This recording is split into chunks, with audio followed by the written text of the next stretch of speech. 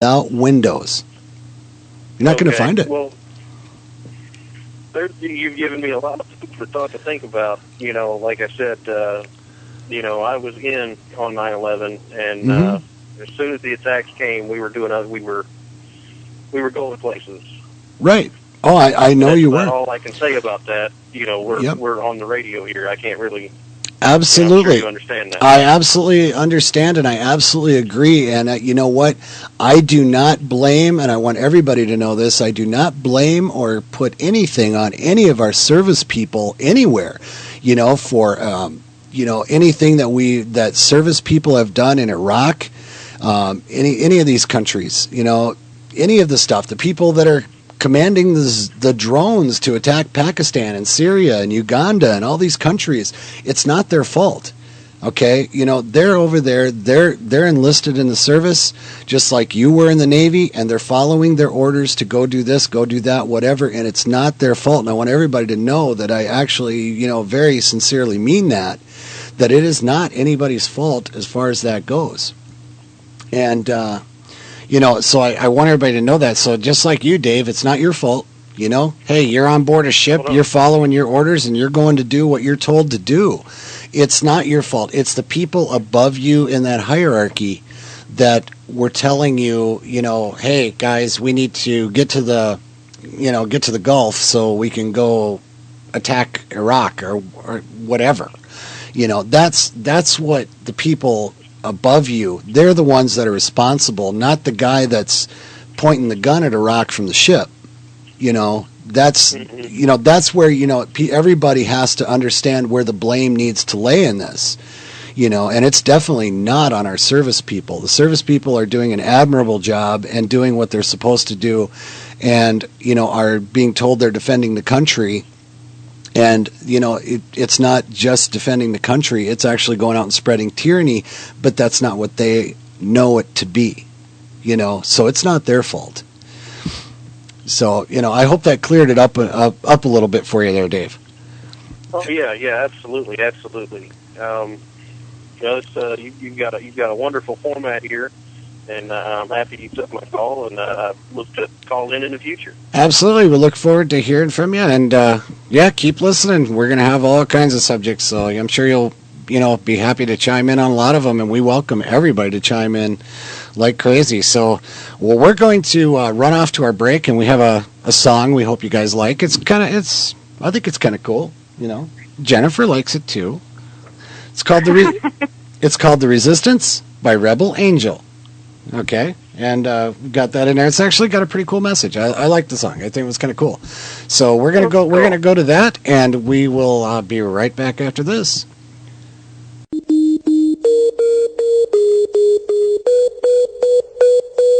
I am Uber. I am Uber. I am Uber. I am Uber. Uber. Uber. Uber. Uber. Uber. Uber. Uber. Uber. Uber. Uber. Uber. Uber. Uber. Are you Uber? They are. UberRadioNetwork.com.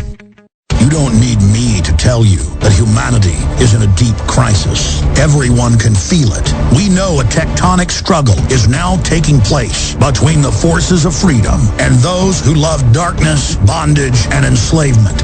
Yes, my friends, evil is rising. But take heart. For every action, there is an equal and opposite reaction. Recently, New World Order operative Hillary Clinton admitted they're losing the info war. We are in an information war, and we are losing that war. The globalists are scared. They've overreached. The future of the info war is in your hands. Join PrisonPlanet.tv. Download the thousands of special video reports, ebooks, and more, and get them out to everyone you know. Continue to spread the word about the broadcast on YouTube, Facebook, Twitter, and every other globalist propaganda platform. We are going to use their system against them. The info war now goes into high gear.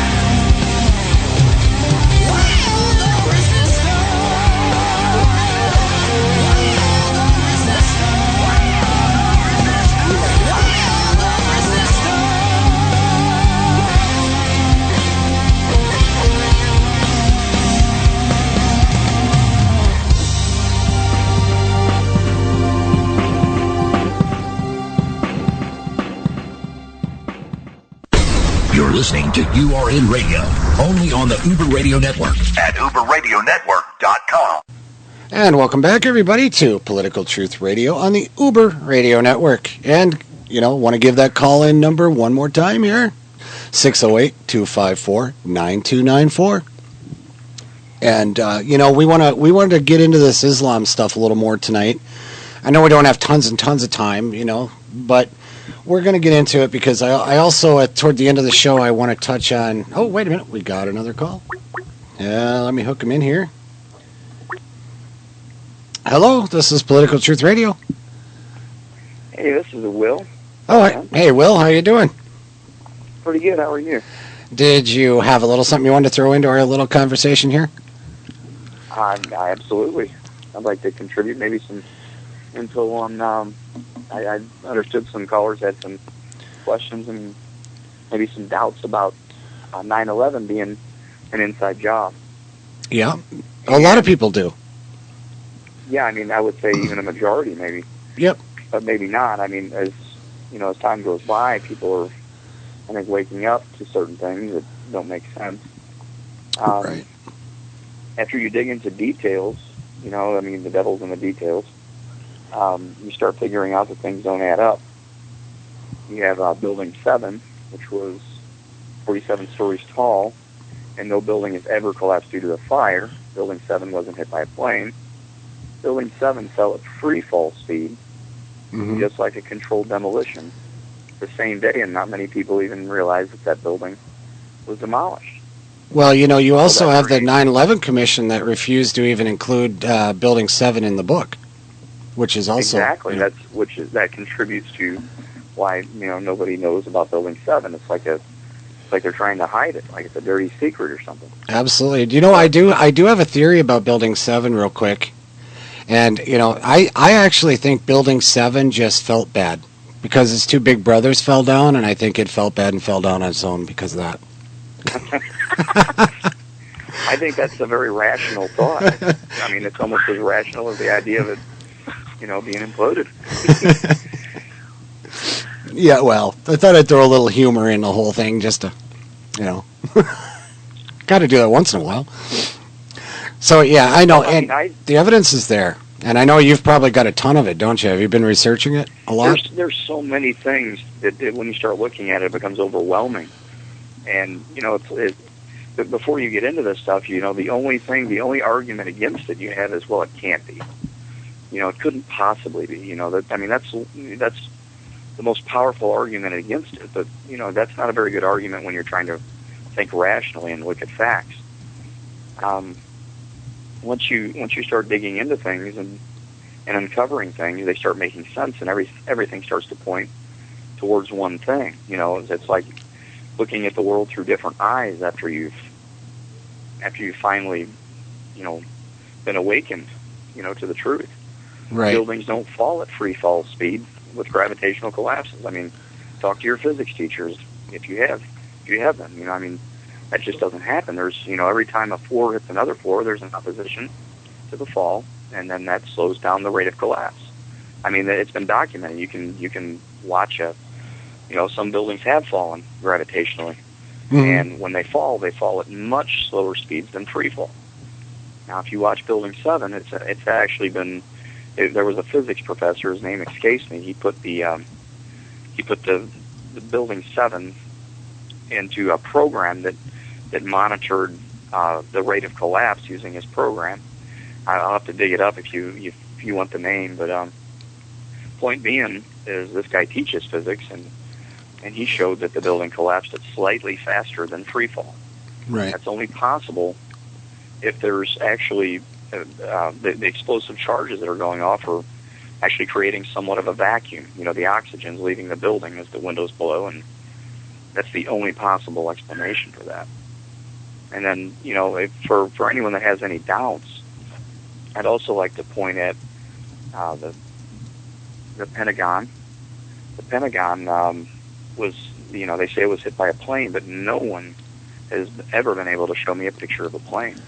Well, another interesting thing about that, I saw an interview with a woman that was a longtime Army personnel. She'd been in the Army for over 20 years. she worked in the Pentagon, and she worked in the office right next to where the hole was, I guess, for lack of a better term. And when she left the building, she actually went through the hole to get out of the building. So she went through where all this wreckage was. And guess what? Guess what the one thing was that she never saw?